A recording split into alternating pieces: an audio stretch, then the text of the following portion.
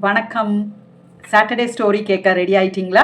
நாம் இன்னைக்கு கேட்கக்கூடிய ஸ்டோரி செயின்ட் எலிஃபென்ட், கட்டப்பட்ட யானை.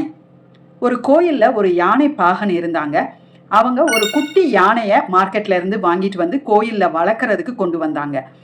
அப்போ அந்த குட்டி யானை வேற எங்கேயும் போகாமல் இருக்கிறதுக்காக வேண்டி ஒரு சின்ன செயினை வச்சு அந்த குட்டி யானையோட காலில் கட்டி பக்கத்தில் இருக்கிற தூணில் கட்டி வச்சுட்டாங்க. அவர் அந்த குட்டி யானைக்கு எல்லா விதமான சாப்பாடும் கொடுத்து நல்ல விதத்தில் அந்த யானையை வளர்த்துட்டு இருந்தாரு. அந்த குட்டி யானை எப்பெல்லாம் விளையாட போகணும்னு நினைச்சாலோ இல்லை ஓடி போகணும், சுற்றி எங்கேயாவது அங்கே எங்கே போகணும்னு நினச்சி அது மூவ் பண்ணி நகர்ந்து பார்த்தா அந்த யானையோட கால்களில் அந்த செயின் கட்டி இருந்ததுனால அந்த குட்டி யானையினால எங்கேயும் நகர்ந்து போக முடியலை. அது 2-3 தடவை அப்படி முயற்சி பண்ணி பார்த்து அதனால அது நகர முடியாத காரணத்தினால அது முயற்சி பண்ணுறதையே நிறுத்திடுச்சு. கொஞ்சம் கொஞ்சமாக அந்த குட்டி யானை பெரிய யானையாக ஆயிருச்சு. ஆனாலும் அது அந்த செயினை விட்டு நகராமல் அது அந்த செயினை விட்டு வேற இடங்களுக்கு போகாமல் இருந்துச்சு. அதுக்கு தன்னோட பலம் தெரியலை. நாம் முயற்சி பண்ணுனா அந்த செயினை பிரேக் பண்ணிடலாம் அப்படிங்கிற அதோட ஸ்ட்ரென்த்து, அந்த பெரிய யானை ஆன பிறகு அதோட ஸ்ட்ரென்த்து அந்த யானைக்கு தெரியலை.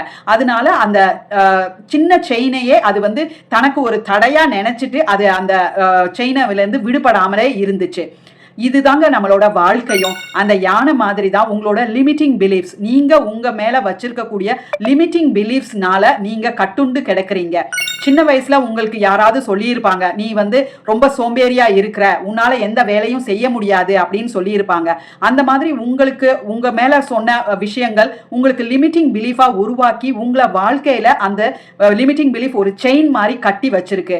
நீங்கள் உங்கள் வாழ்க்கையில் உங்கள் சக்ஸஸை அடைய விடாமல் அந்த லிமிட்டிங் பிலீஃப்ஸ் தான் உங்களை தடைப்படுத்திட்டு இருக்கு. ஸோ நீங்கள் முயற்சி பண்ணி அந்த யானை முயற்சி பண்ணி அந்த செயினை விடுவிக்கலாம் அப்படிங்கிற மாதிரி நீங்கள் முயற்சி பண்ணி உங்களை லிமிட்டிங் பிலீஃப்ஸ்லேருந்து நீங்கள் விடுவிச்சுக்கிட்டீங்க அப்படின்னா உங்கள் வாழ்க்கையில் எல்லா சக்ஸஸையும் நீங்கள் அடைய முடியும். நன்றி.